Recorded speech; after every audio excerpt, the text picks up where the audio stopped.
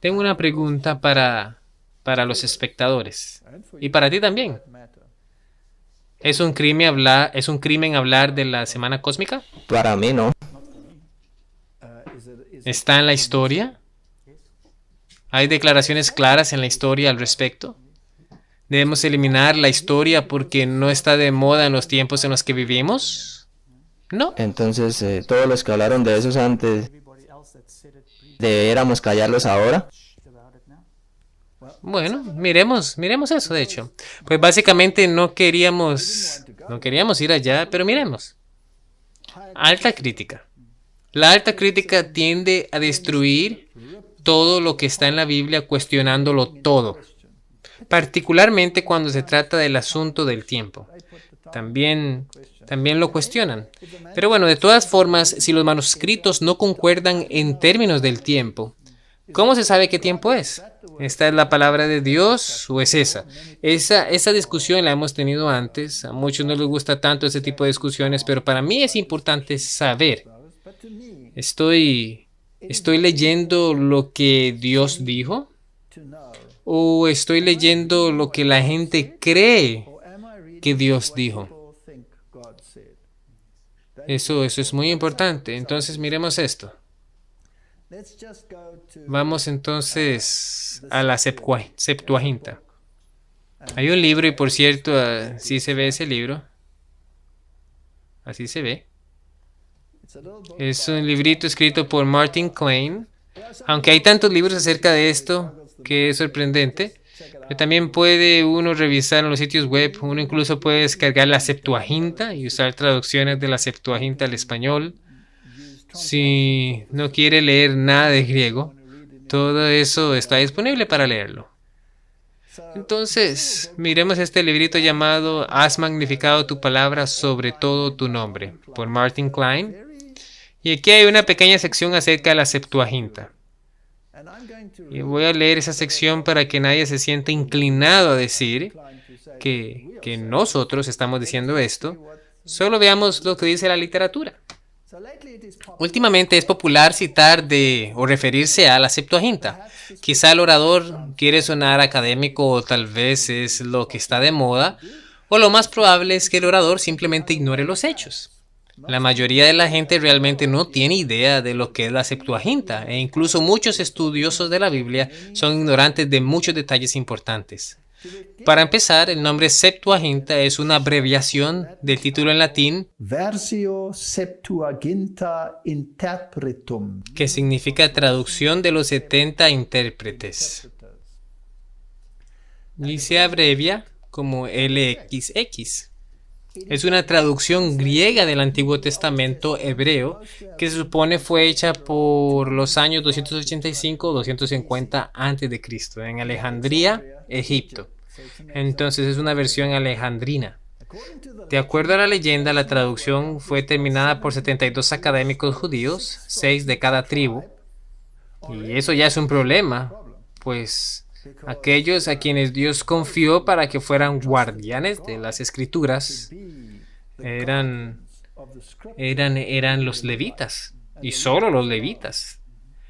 De modo que, ¿cómo podrían las otras tribus involucrarse? Y por cierto, para el tiempo en el que esto fue escrito, las otras tribus ya no existían, habían sido dispersas. Una observación interesante. Se llama traducción de los 70, pero son 72 académicos judíos que la tradujeron. Eso es interesante, ¿no? 6 de cada tribu en 72 días. Eso en sí es muy impresionante. Por petición de Ptolomeo II, Philadelphus, como el griego era el idioma del comercio en los días de Jesús, los académicos dicen que esta es la Biblia de la que Jesús citó en vez de la hebrea. La mayoría de los detalles de esta historia vienen de un documento antiguo llamado la Carta de Aristías. Ahora, no creo que tengamos que leer la Carta de Aristías, pero el punto es que hay tantas anomalías en esta carta. Las fechas están equivocadas, los eventos están equivocados. La mayoría de académicos han llegado a la conclusión que es una carta falsificada para darle autenticidad a este manuscrito. Entonces tiene ciertos errores con los periodos de tiempo y las victorias. No tenemos que entrar en detalle. Sigue diciendo, tales errores históricos registrados en la carta de Aristias revelan el hecho innegable que no proviene del periodo de tiempo que afirma. Ciertamente, suficiente ha sido dicho para alertar al lector acerca de la verdadera naturaleza de la carta de Aristias. La carta de Aristias parece haber sido escrita cerca de 150 años después del periodo del que dice el proceder, y fue expuesta como una leyenda, ya que en 1705 por Humphrey Hardy, un profesor protestante de griego en Oxford, 1698 a 1706. Curiosamente, aunque los académicos concuerdan que la carta es ficción, la mayoría de detalles usualmente repetidos con respecto a la Septuaginta son sacados de esta carta. Y es increíble cómo esto funciona, ¿no? Entonces ya hemos discutido que sería un poco probable que tuvieran gente de todas las tribus involucradas y 72 días es muy problemático. La calidad de la traducción en la Septuaginta varía ampliamente de libro en libro, de ser muy bueno en el Pentateuco a ser incompetente en Isaías o los Salmos. No son mucho mejores. Esther, Job y Proverbios no son traducciones fieles sino paráfrasis. Tal vez pueda añadir que si uno lee el libro de Esther en la Septuaginta, hay muchos embellecimientos que se vuelven ridículos, completamente ridículos. Es decir, de acuerdo a la Septuaginta, Esther se sentó y se puso ceniza sobre sí cuando estaba en ese periodo de duelo antes de ir ante el rey. Y aparentemente se cortó todos los flecos de cabello de manera que quedaron sobre su túnica y luego fue a donde el rey y dice que fue allí hermosamente vestida y se veía hermosa. No sé cómo habrá logrado eso después de semejante episodio. Y luego, de acuerdo a la Septuaginta, se desmayó muchas veces cuando estaba frente al rey y salió corriendo. Es una historia ridícula. Entonces, obviamente, no tiene la belleza de la escritura. Ahora, aquí tenemos una porción que es particularmente relevante. La Septuaginta contiene muchos problemas serios que no podemos aceptar como la palabra fielmente preservada de Dios. La mayoría de los manuscritos de la LXX dan la edad de Matusalén como 167 años al nacer su hijo Lamec. El hebreo dice 187 años, Génesis 5:25. Sin embargo, si Matusalén tenía 167 años al nacer Lamec tenía 188 al nacer Noé, y Noé tenía 600 años en el diluvio, tal como aparece en la Septuaginta, entonces Matusalén tendría 955 años al empezar el diluvio. Como él vivió hasta los 1969 años, tiempo de vida dado por la Septuaginta, como por el masorético también, la Septuaginta se enreda en el absurdo de Matusalén, sobreviviendo el diluvio por 14 años. Pero no solo eso, si uno lee más adelante, todas las edades son alargadas y hay un patrón tal en ello que pierde todo sentido. El punto es que el tiempo es muy prolongado en la Septuaginta, de modo que si uno usa estas fechas, uno no llega a los 6.000 años, probablemente llegue a 6.700 años y pico, usando solo las genealogías. Así que el autor Keel nos dice que el Antiguo Testamento hebreo es el único texto confiable y por tanto la Septuaginta y el Pentateuco samaritano no son de confianza. Finalmente, ¿qué manuscrito vas a usar para determinar el periodo de tiempo involucrado en la Biblia? El consenso de los académicos es que debe usarse el texto masorético, y las Biblias de la Reforma Protestante usaron este texto, así que ese es el que hay que usar. No solo eso, la Septuaginta es como el eslabón perdido de la evolución. Todo el mundo supone que está por ahí en algún lugar, pero nadie parece poder encontrarlo. Hay que recordar que se supone que la Septuaginta es una traducción al griego del Antiguo Testamento hebreo alrededor del año 250 a.C. y que Jesús citó de ella. Eso es lo que se dice. Yo no creo en eso personalmente. No creo que el Señor haya alguna vez tenido una Septuaginta en sus manos.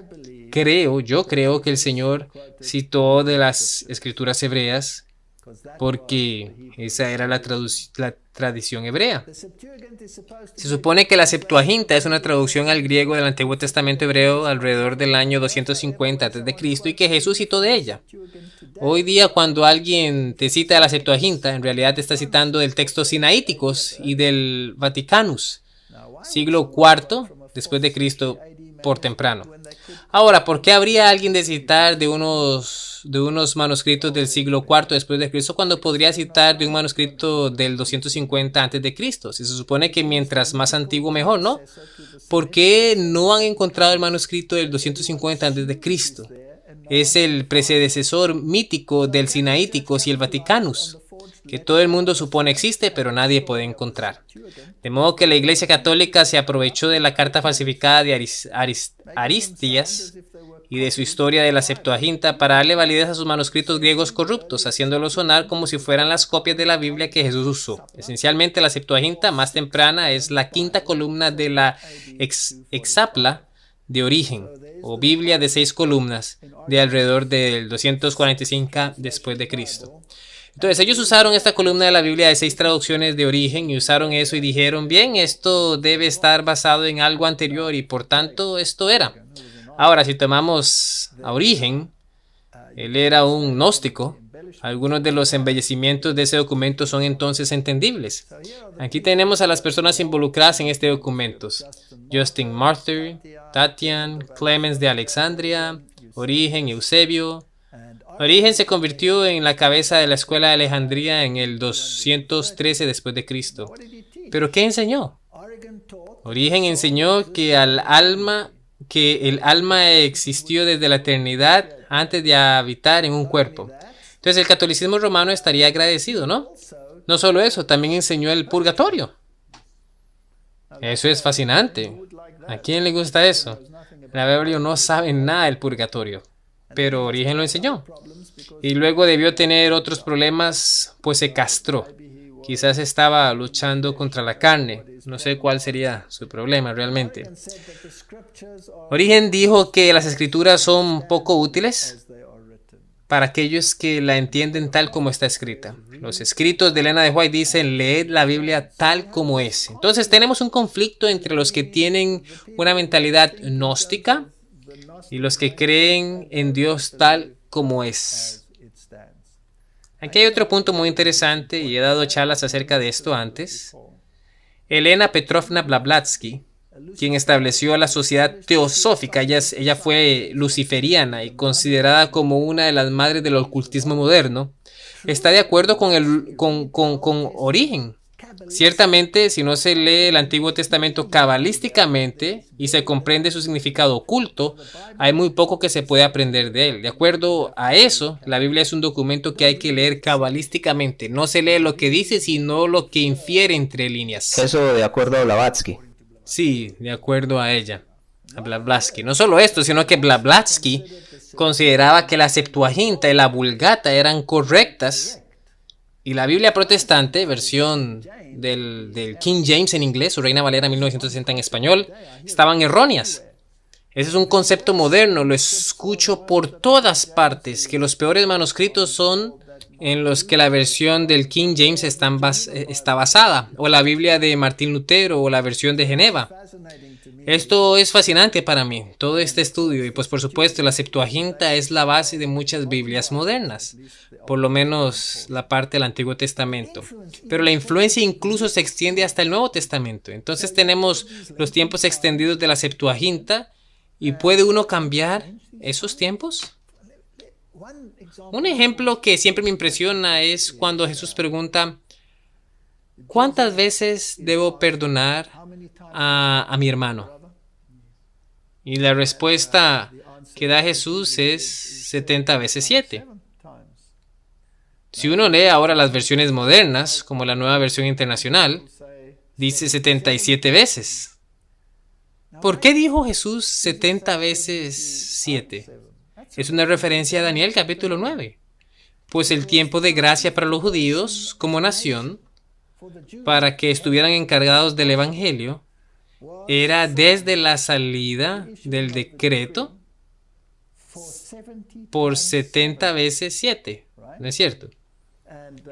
Ese es el periodo de tiempo de gracia profético dado a ellos como nación y que les daría esa posición especial como aquellos que debían proclamar el evangelio. Entonces, ¿cuántas veces debería perdonar a mi hermano hasta que el tiempo de gracia se cierre? Eso es lo que está diciendo Jesús. Si uno usa la nueva versión internacional, se vuelve una frase inútil, 77 veces. Entonces, bueno, si tú me molestas y el límite es 77 veces, no, 77 veces tu límite no tiene sentido. ¿Cómo lo veían entonces los reformadores para saber? ¿Usaron ellos los periodos de tiempo de la Biblia? Recibí una carta en la que no entraremos en detalles, pero es interesante. La Biblia de Génova, por ejemplo, fue escrita en 1560.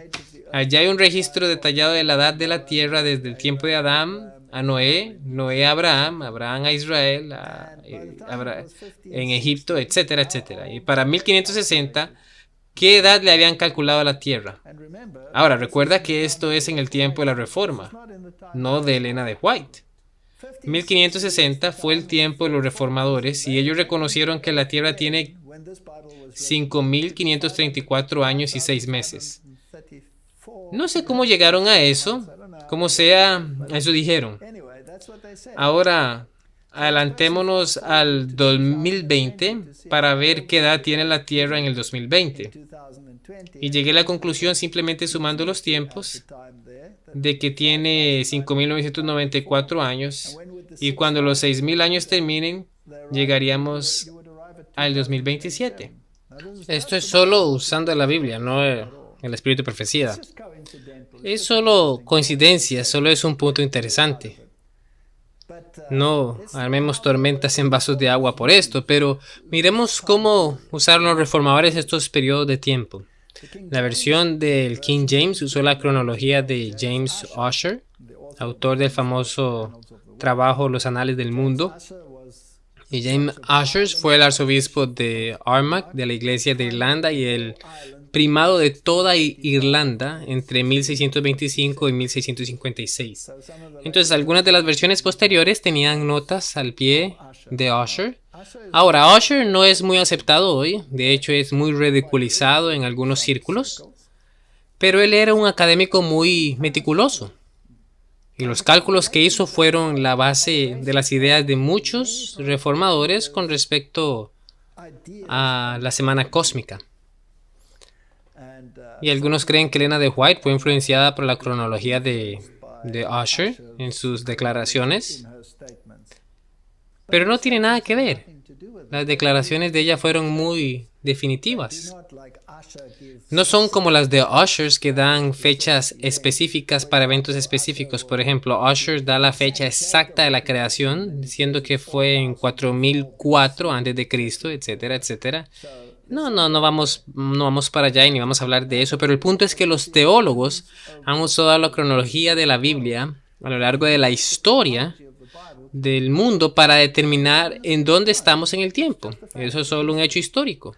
Entonces, ¿cuántos de los padres de la iglesia, por ejemplo, creían en la historia de la semana cósmica? Veamos la semana cósmica de los padres de la iglesia. Aquí tenemos un artículo de Wikipedia. Premilenialistas tempranos incluyeron a Pseudo Bernabé, Papías, Metodios, Lactatius, Comodianos, Teófilos, Tertulian, Melito, Hipólitus de Roma, Victorios de Petau.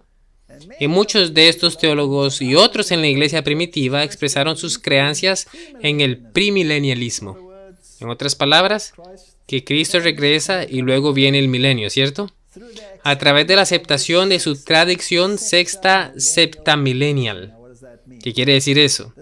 Esta creencia dice que la historia humana continuará por 6.000 años y luego disfrutará de un sábado de 1000 años, el reino milenario. Por tanto, toda la historia humana tendrá un total de 7000 años antes de la nueva creación. Esto es solo historia. Entonces, todos estos padres de la iglesia creían en esto. Miremos algunas de sus declaraciones, solo para ver en qué creían. Ireneos, quien vivió del 120 al 201 después de Cristo, escribió: pues en los mismos días en los que esta tierra fue hecha, en esos miles de años será concluida. Por esta razón la Escritura dice: así se terminaron los cielos y la tierra y todo su ornamento.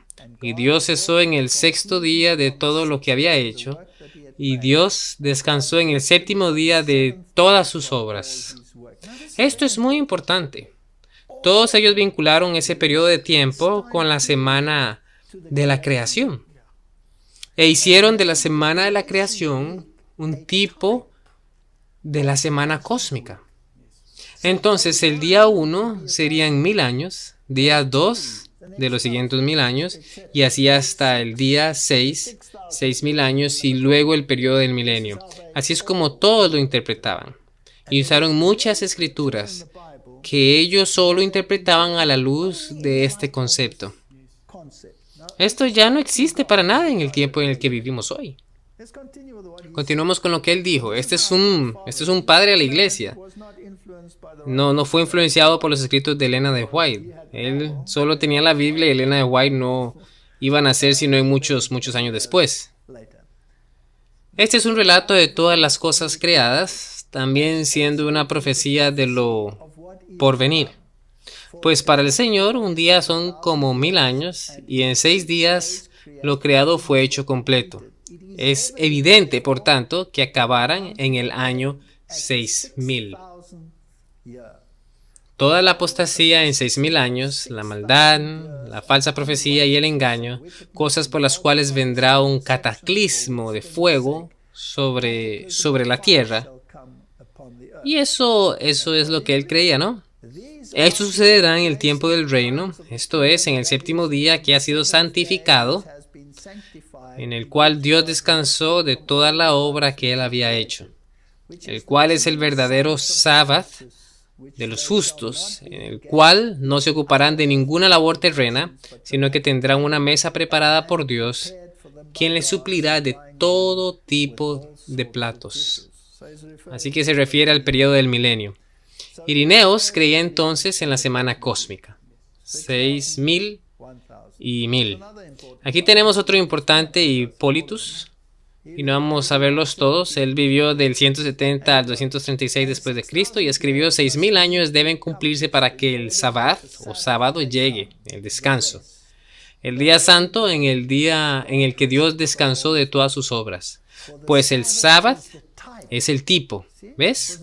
Un tipo para él, y emblema del reino futuro de los santos, cuando ellos reinaran con él, Cristo, cuando él venga del cielo, como Juan dice en el Apocalipsis. Pues para el Señor un día son como 1000 años, por tanto, como en 6 días hizo Dios las cosas, es lógico que se debe cumplir 6000 años. En eso creían los padres de la iglesia, con base solamente en la Escritura. Ahora, quiero saber en qué creían los pioneros de la Iglesia Adventista del Séptimo Día. Sabemos lo que muchos de los reformadores creían porque lo incluyeron en las notas al pie de página. Miremos algunos de los pioneros de la Iglesia Adventista del Séptimo Día. Sé que no se supone que hablemos de esto, pero ¿por qué no? Si puedo citar a Ireneos, ¿por qué no puedo citar a Waggoner? ¿Tendrías algún problema con eso? No, ninguno.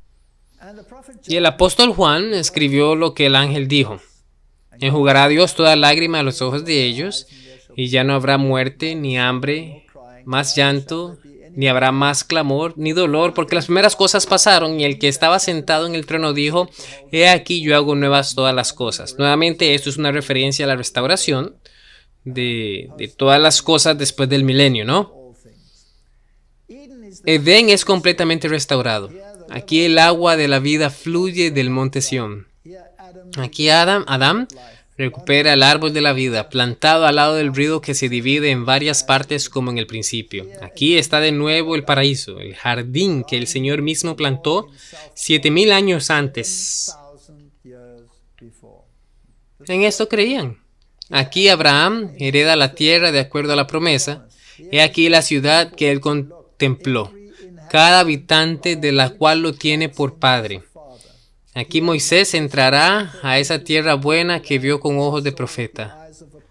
Aquí David contemplará su trono establecido, el cual nunca más será derrocado, sino que durará como el sol, como los días del cielo. Aquí está la compañía de aquellos que fueron redimidos de la tierra con la venida de su Señor, quienes vencieron a la bestia y a su imagen y la marca de su nombre, mediante la adherencia estricta a los mandamientos de Dios y la fe de Jesús. Y en los días peligrosos en los que todo el mundo estaba lleno de esa prevalente iniquidad. Claramente él creía en la semana cósmica. ¿Qué tal Thomas Preble? En su libro Los dos Adams, dice: antes de que el primer Adán tuviera el conflicto con el enemigo, en el cual cayó el séptimo día o sábado, había pasado. Así también con el segundo Adán, antes del conflicto final contra el enemigo y su hueste, en el cual la victoria eterna es ganada por el Hijo de Dios y su pueblo. El sábado o los 7000 años habrán pasado. Él creía eso. ¿Qué tal Joshua Himes? Signs of the Times y expositor de profecía. El mundo fue creado en 6 días. ¿Ves? Todos, al igual de los padres de la iglesia, hacían el vínculo con la semana de la creación. Ahora, lo que me parece importante es que tenemos este increíble vínculo con el sábado. Y el sábado es el cuarto mandamiento que prefigura el descanso final en el día cósmico de 1000 años. Entonces el sábado gana en prominencia.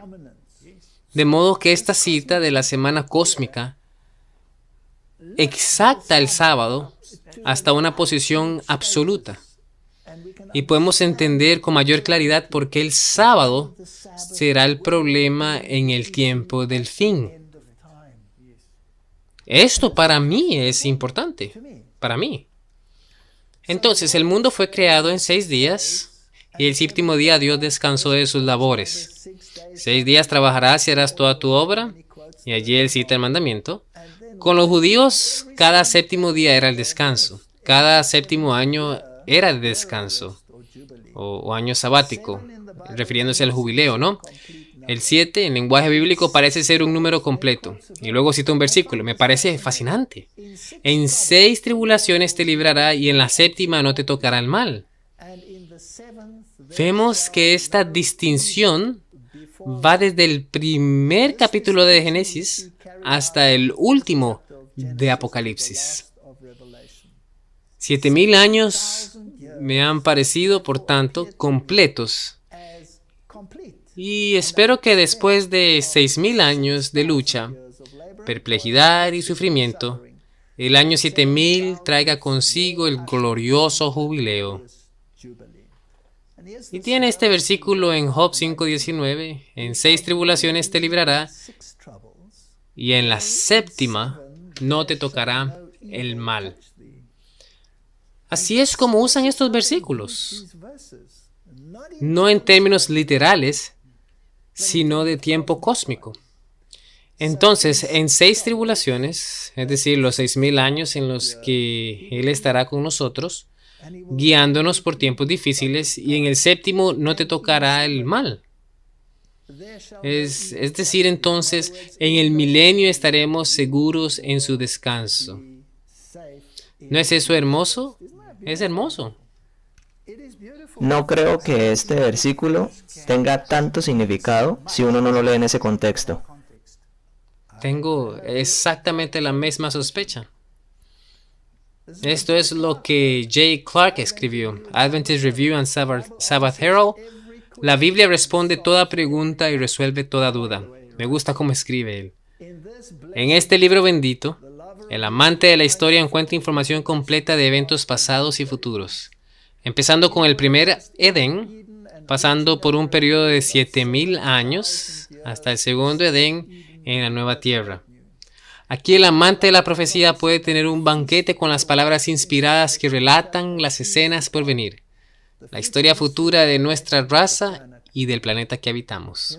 Aquí hay otro. Bueno, sé que estoy siendo tedioso ahora. Sí, sí. Pero bueno, creo que es necesario demostrar este punto. Y tenemos que hacerlo fuertemente. De otro modo, lo diré en un momento. Pero personalmente, con mi experiencia personal, tengo fuertes sentimientos hasta esto también.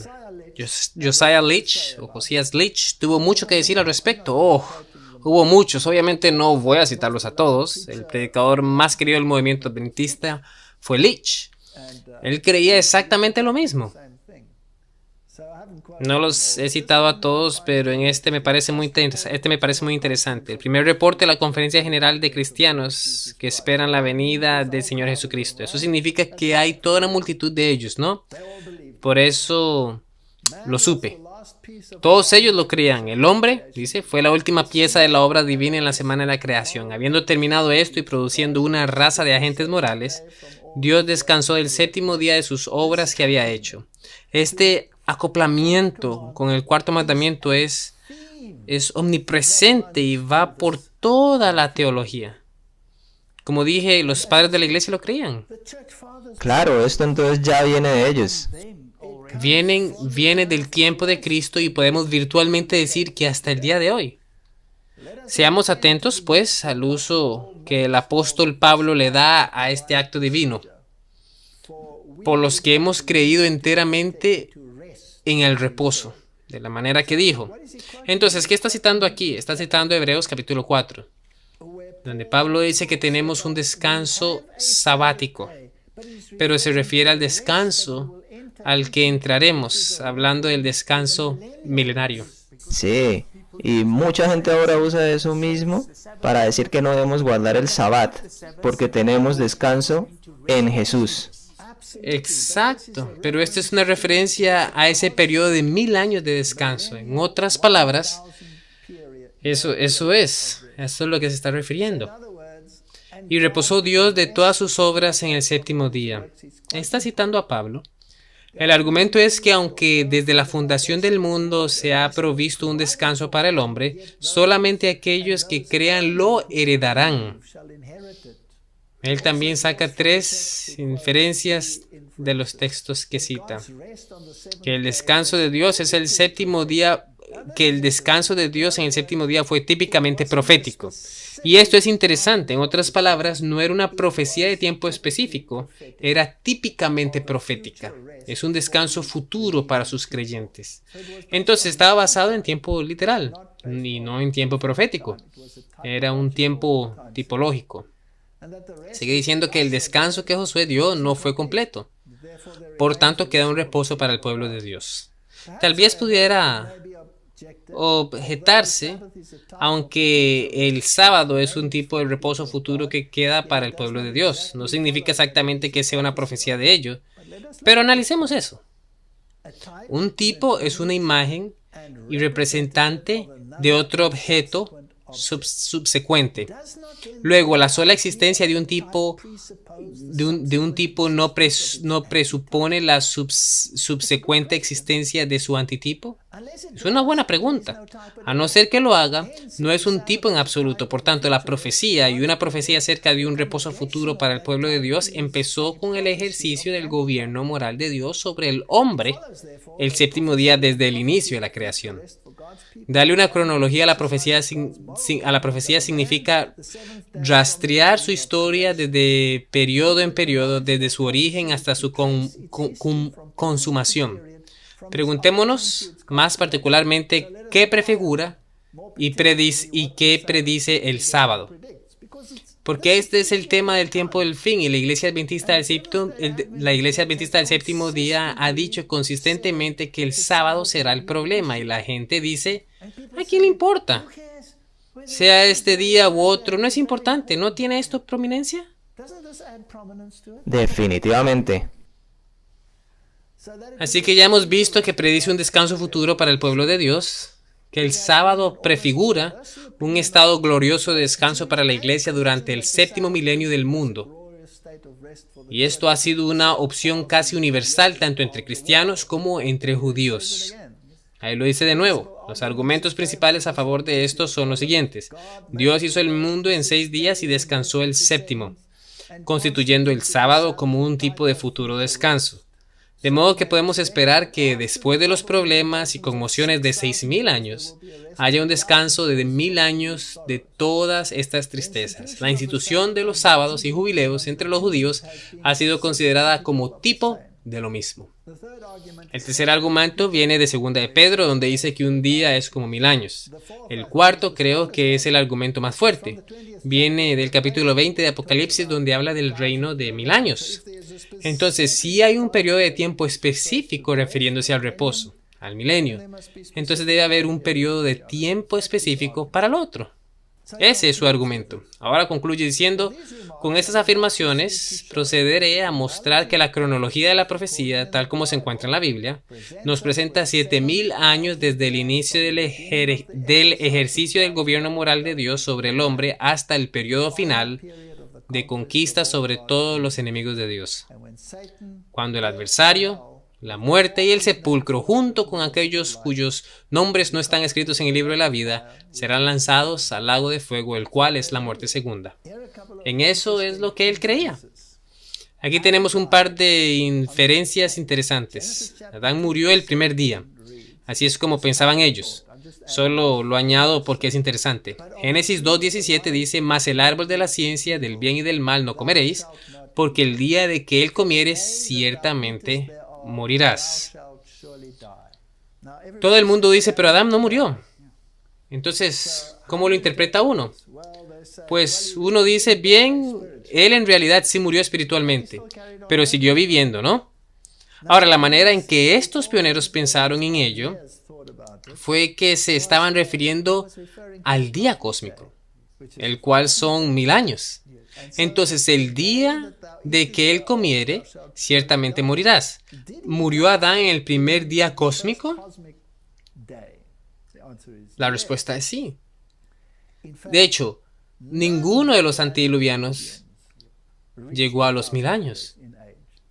Todos murieron antes de eso.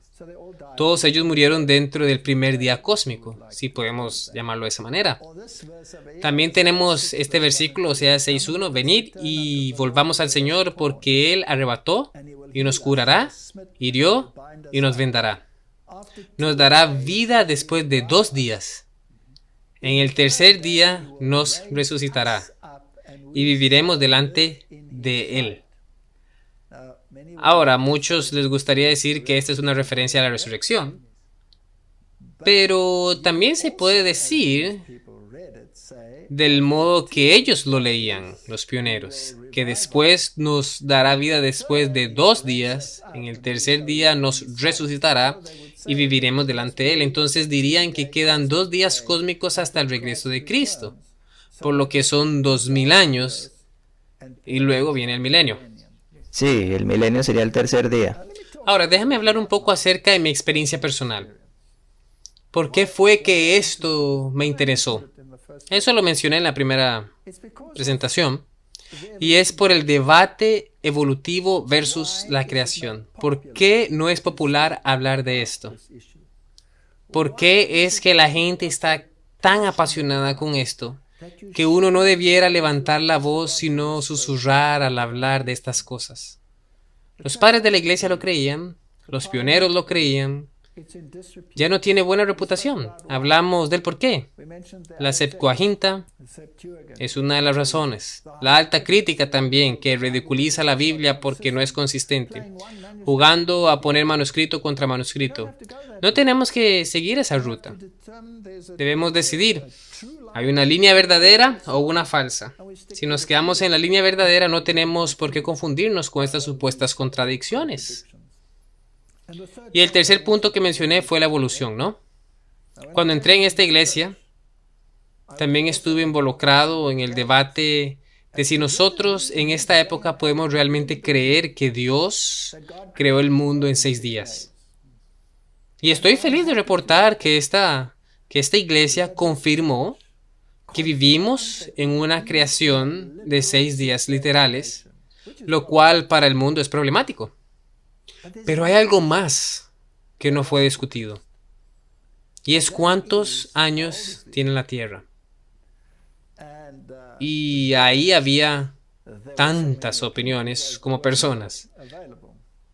Entonces, yo estaba en el mundo creyendo en millones de años, y de repente me tuve que acostumbrar a que el mundo fue creado en 6 días. Eso para mí era imposible, y luego se suponía que debía guardar el sábado. Ahora, si un día representa 1000 años, entonces el argumento era que tal vez se refería a millones de años. Pero entonces todo hubiera estado fuera de sincronía en la semana de creación. Pues bueno, todo está fuera de sincronía. Las plantas vienen antes que el sol, van a esperar las plantas millones de años antes de que llegue el sol, y los mamíferos marinos ya están en el océano antes de que los mamíferos realmente se desarrollen.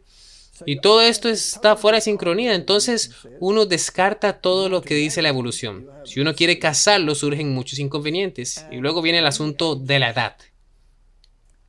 El argumento siempre es, por supuesto, la datación radiométrica. Tal vez puedas poner unos enlaces para ver discusiones sobre la datación radiométrica, hablando de por qué no son válidas, porque están basadas en suposiciones. Siempre están basadas en un isótopo padre que decae hacia un isótopo hijo. Y la presuposición es que el isótopo padre siempre estuvo presente en la roca y el isótopo hijo no estaba ahí, pues el padre tenía que decaer hacia el hijo. Entonces la suposición es que siempre hay padre, pero no hijo. De modo que si uno encuentra muchos hijos, hay que suponer que se demoró los miles o millones de años en llegar a estar todos esos hijos. Pero ¿y si había hijos en la roca desde el principio? Todo átomo puede estar ahí. ¿Por qué suponen que no? Es decir, en el método de uranio-plomo, ¿cómo saben que solo hay uranio y no plomo? Entonces las suposiciones determinan qué tan antiguo es algo. Está basado solamente en suposiciones.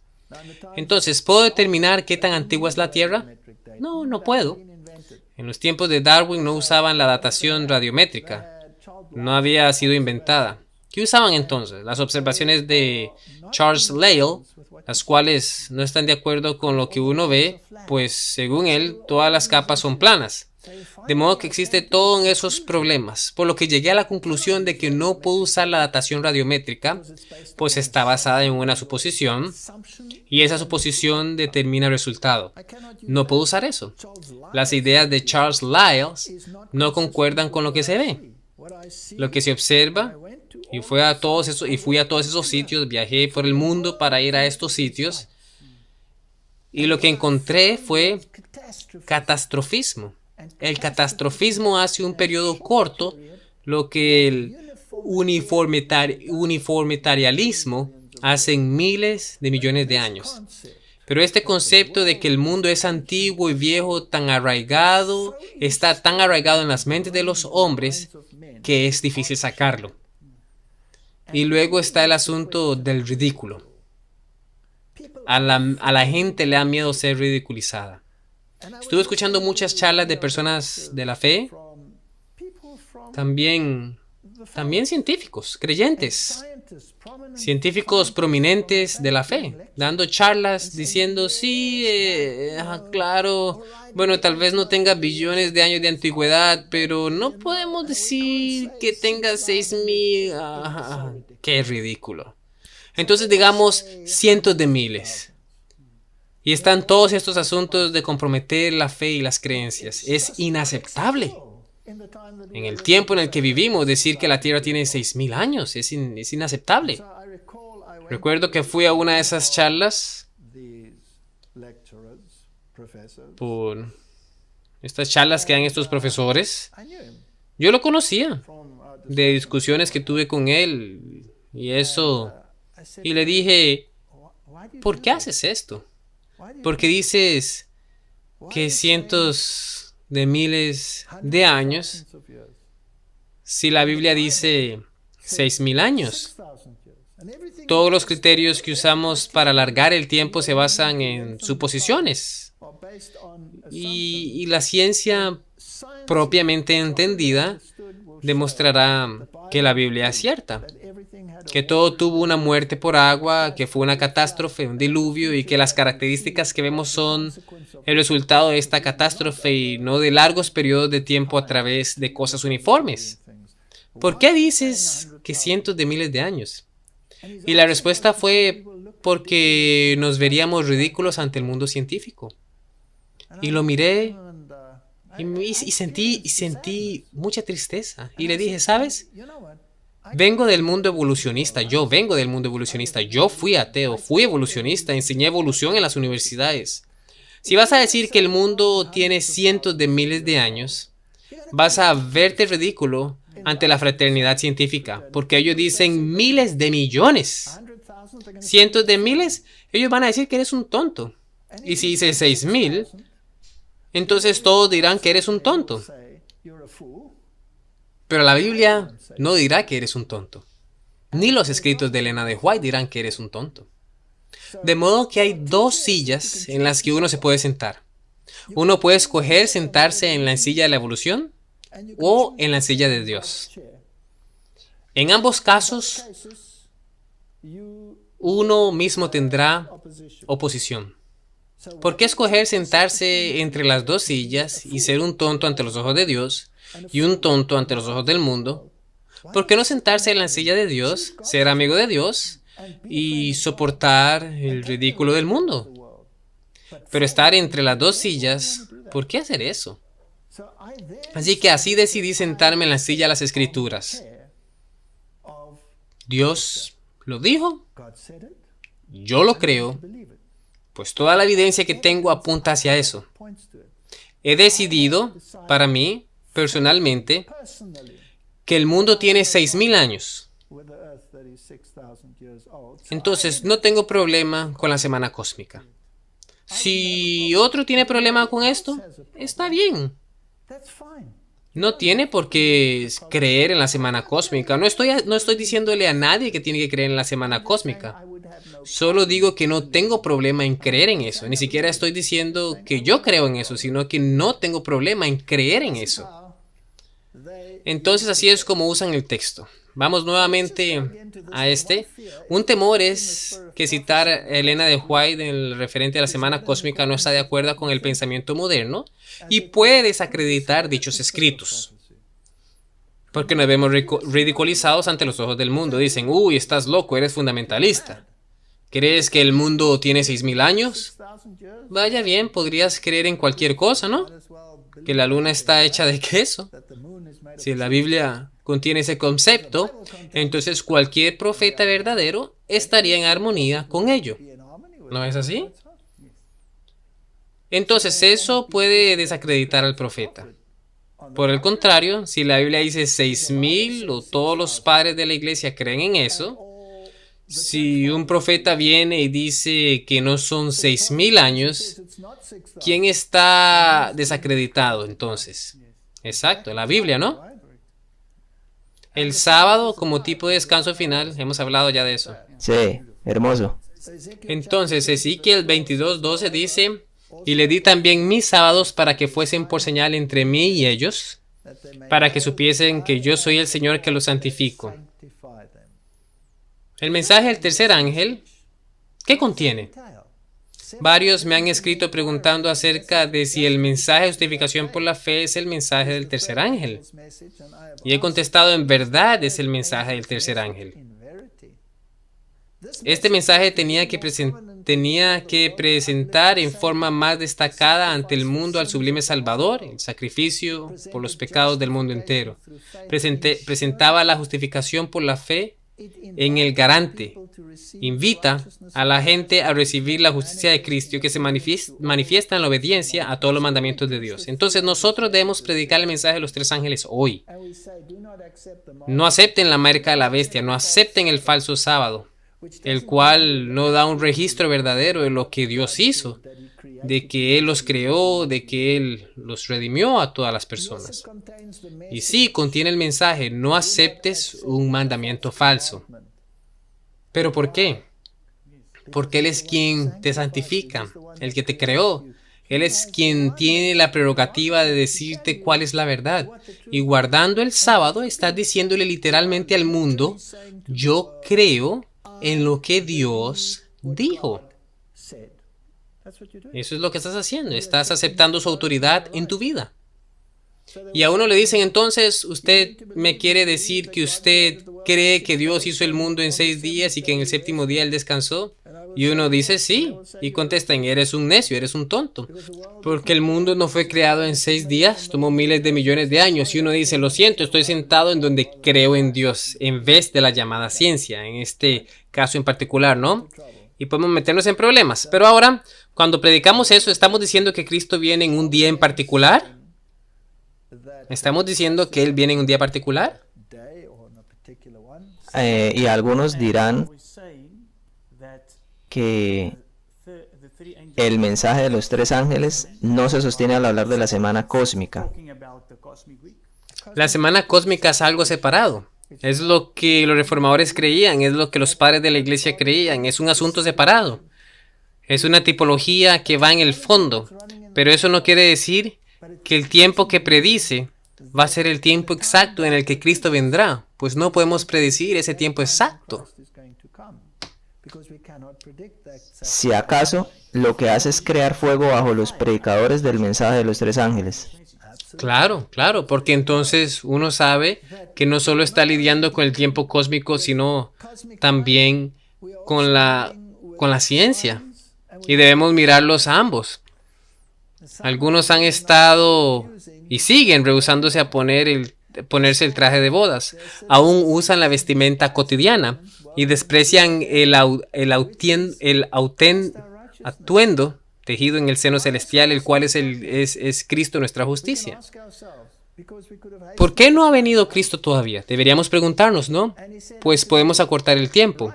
Y el ángel me dijo, escribe, bienaventurados los que son llamados a la cena de las bodas del Cordero. ¿Y quiénes son amigos de Cristo hoy? ¿Sientes un deseo intenso de usar la túnica de la justicia de Cristo? ¿Eres consciente de los trapos inmundos de tu propia justicia? Entonces deja que la verdad llegue a tu vida práctica. Si eres amigo de Cristo, muéstralo en las palabras, en el espíritu, manifiesta el amor a Jesús y el amor de las almas por quienes Él murió.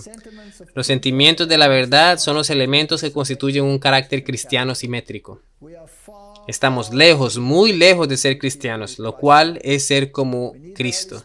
Necesitamos la eficacia del Santo Espíritu. Dios vive y reina. La razón por la que las manifestaciones del Espíritu Santo no fueron aceptadas como preciosos regalos de Dios es por no haber habido un recibimiento de la gracia de Dios.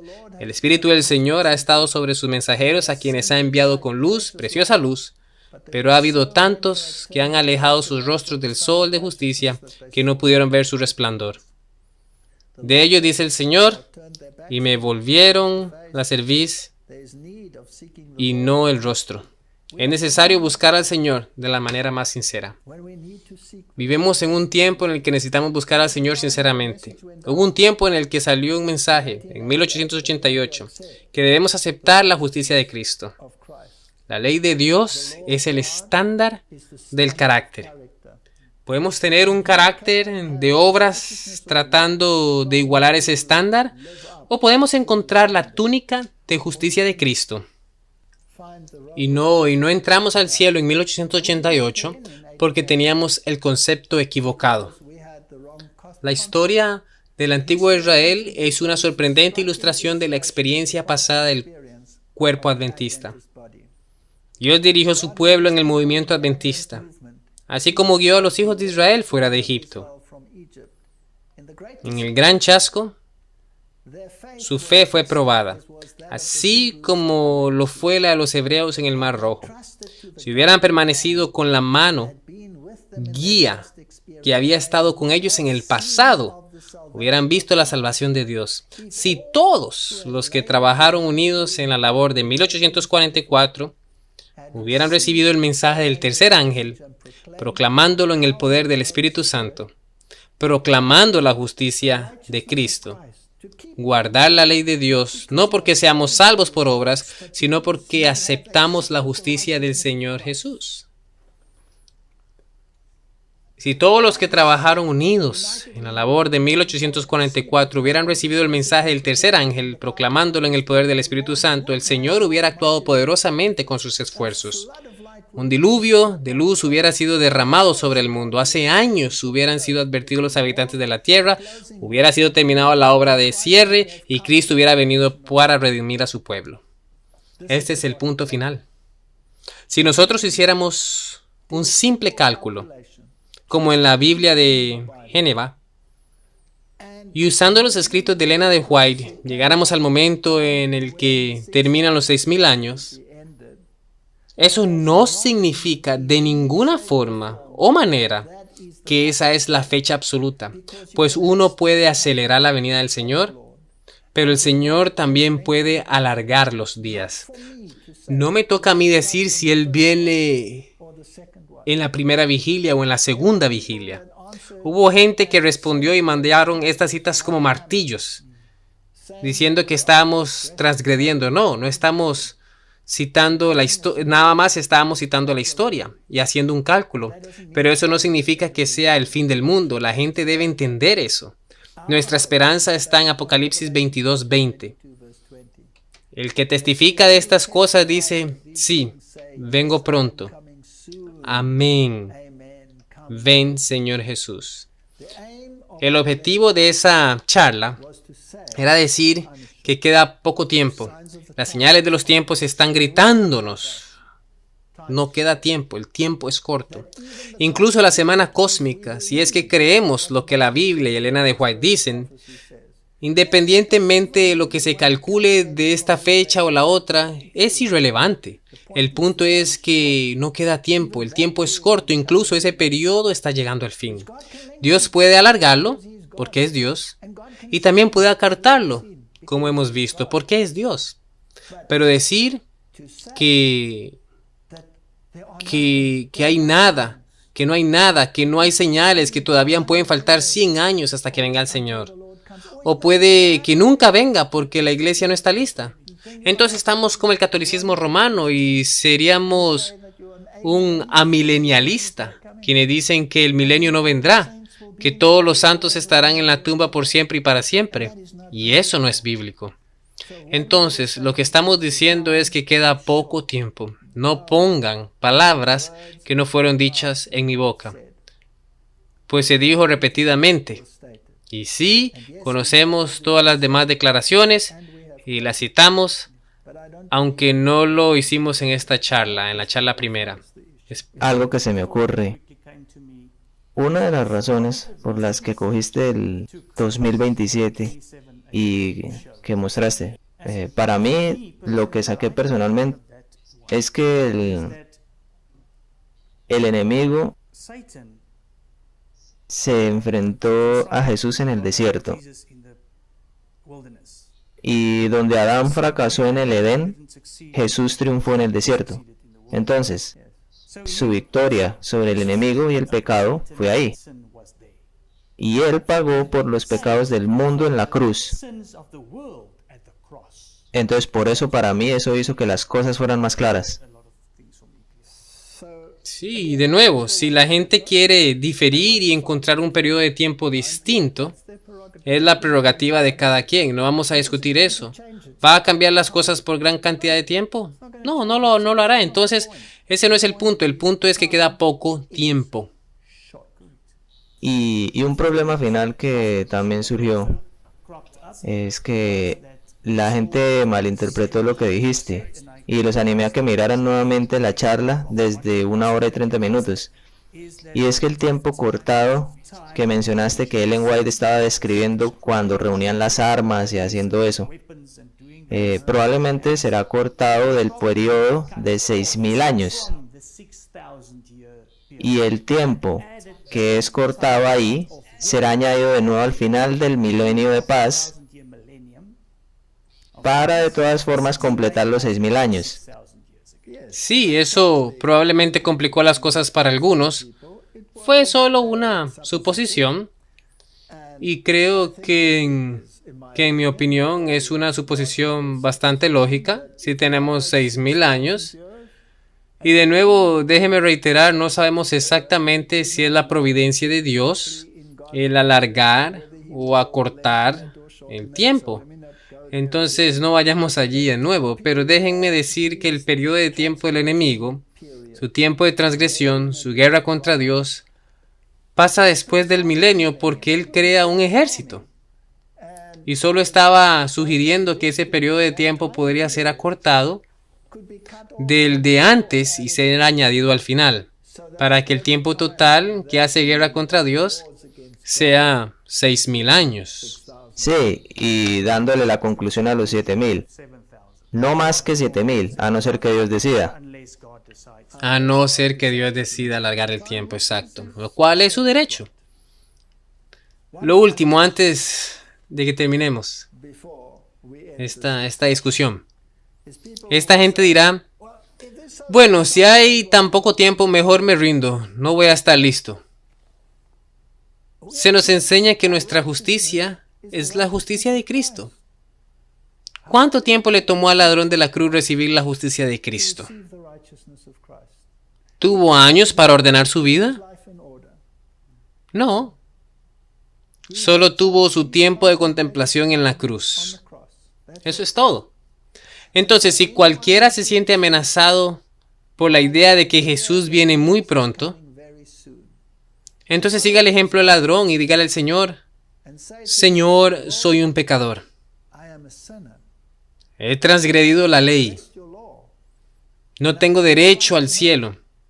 Pero si me vistes con tu justicia, entonces me pararé a tu lado como si nunca hubiera pecado. Confiesa tus pecados y arrepiéntete. Y Dios te hará pasar por el tiempo en que vivimos y te llevará a ese reposo glorioso, llamado el reposo sabático. Que el Señor los bendiga. Cerremos con una oración. Padre Celestial, qué historia magnífica está registrada en tu Biblia. Una historia de dolor y sufrimiento. Una historia de gran sacrificio. El más grande de todos los sacrificios es el del Hijo de Dios. Y gracias a ese sacrificio todos tenemos acceso al trono de Dios.